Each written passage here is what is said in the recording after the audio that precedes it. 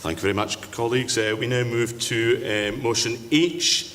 Catherine Nicholl, on behalf of the Salaries and Conditions of Service Committee.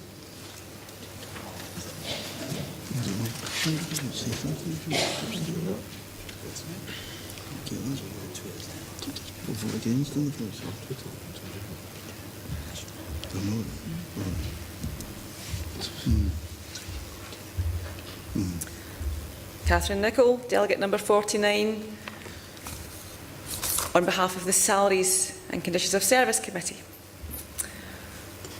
Colleagues, there are signs of hope that we are moving in the right direction on workload.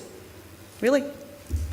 We recently received from Dr. Jill Stewart, Director of Qualifications Development at the SQA, a communication containing the news that there is now a single course specification document for every National 5 course. This document gives teachers and lecturers an overview of the course content and the course assessment. The revised document combines the existing course specification, course assessment specification and coursework general assessment information. Many of you will be thinking, long overdue. Clearly, the message this association has been taken on board by the Deputy First Minister.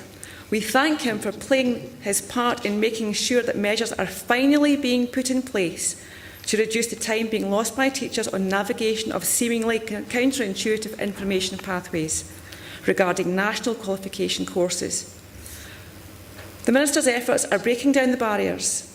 The message has got through, and I am sure that all present here will welcome the simplification of the system that these changes will bring about. Members of the SSTA will also recognise that staff at the SQA will have laboured intensively to make this happen. They actually do work hard on our behalf. It's just that their job is massive, as ours is. However, and there's always room for a statement beginning thus these days, there are new threats looming on the horizon. The benchmarks published this year were widely welcomed by the profession. These do clarify the route that our young people tread as they travel the path to excellence. The however here is that the benchmarking process has already had implications on workload. Some local authority managers were of a mind that changes had to be made to the existing curriculum immediately. An increase in the workload of every teacher in the land is highly likely as benchmarks are implemented. Work will inevitably be generated by changes to the existing curriculum models. Teachers will be involved in creation of new resources, assessment materials and lesson activities as they seek to deliver the high quality of learning and teaching this nation's youngsters deserve. The National Standardised Assessment Regime will go live in August. This initiative is aimed towards providing data on the progress of each child as they follow the areas of numeracy and literacy.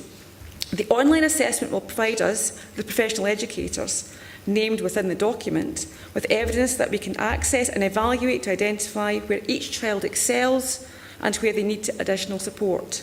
Before you lose your cool, the leaflet does acknowledge that this is integral to everyday teaching practice already. It is claimed that this online assessment should provide us with the additional data that we need to plan next steps and inform in discussion with pupils and parents regarding progress. So the penny drops. This is the reason for the rise in popularity of learning conversations and the like. School reps in the room will appreciate that this national assessment agenda has already caused an increase in workload. How many of us have had to deal with issues generated by the perceived need for increased frequency of tracking reports, or an insistence by the higher echelons of the Education Department and some leaders of learning that tracking is not meaningful without a brief comment. Supposedly, Education Scotland will be working with teachers and parents to agree how best to share the results from the standardised assessments so that parents understand their child's progress and how best to support their learning at home. We, the professional educators, are promised training in how to utilise the new system. I look forward to hearing more about this in the future because nothing's crossed my path yet. The intent appears to be that schools will decide on when the pupils sit the tests. By the way, they are designed to be carried out in around 50 minutes in S3. I know that will cause a ripple. you will realise that the implications this will have. 50 minutes, we have got 50 minutes from start to finish. How are they going to get there? How are they going to leave? How are they going to log on? Interestingly, an information leaflet about the NSAs intended for parents clearly stated that children will not have to prepare for assessments, and there will be no additional workload for children or teachers. Good news. The same leaflet states that the Scottish Government will ensure that the impact on children of the new assessments is monitored closely. Oh, is that word monitoring again, isn't it? Danger lies ahead if these policies are implemented without checks and balances in place. Initiatives associated with them will become priorities in SIPs. Any workload generated must be accounted for within the 35-hour working week. This must be included in working time agreements. These are being negotiated now. There is an urgent need for the impact of benchmarking and national assessment to be acknowledged and addressed at the highest level. I strongly believe that there is a compelling need for the control and monitoring of workload of both these initiatives on the workload of teachers. The most powerful way of doing this is through the auspices of the SNCT. And so, I move this motion, which will strengthen our hand at the negotiating table. I call on you, the membership, to support this motion.